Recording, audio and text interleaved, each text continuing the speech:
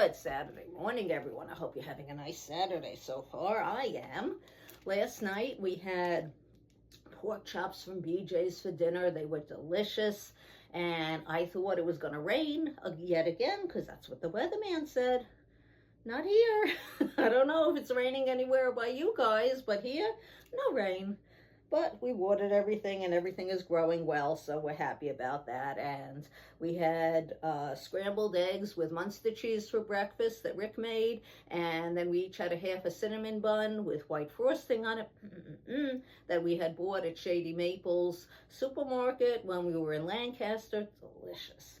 And we're going to the gym in a while. I'm going to have a Zumba class, and Rick is going to work out. And this afternoon, we're going to clean up Nuggets Coop. So that'll be good.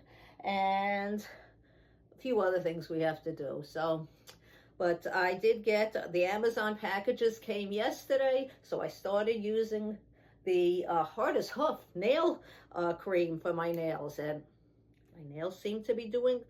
they seem to be doing better already from the nail hardener also that I'm using by Model Ones or Model Owns. I don't know how you're supposed to say it.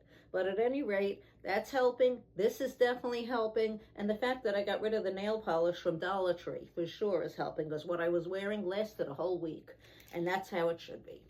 So, I'm going to be reading you some more from Anything Can Happen, because it's time for Stories for Grown-Ups with Paula. Hi, Kathy. Hi, Phyllis. Hi, everyone who's watching. We are up to chapter 12, For All But the Breaking Heart.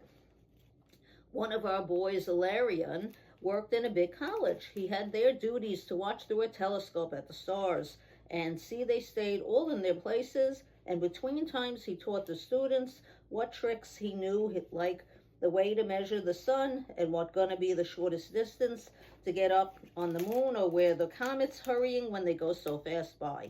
He was, how they call it in English, an astronomer. It didn't pay much, his job, considering there was such a night shift to it, but Ilarion, thank God, hasn't got the kind of heart that's always aching after money. No, his pleasure was study and more study, and now and then for recreation, maybe to catch a couple of stars that weren't around before and give them nice names and write them down in book. That and a glass of wine once a week with his friends, he'd be a perfectly satisfied man, Ilarion. Now, it was his usual custom to meet us every Friday night in a restaurant and have a good time together with us, because even if Ilarion was big professor and sat on platforms with a blackboard to cover his head and people bowing down, still when he came in a party, he had sense enough to leave his education home and sing and dance and drink and tell stories and enjoy himself like a human being.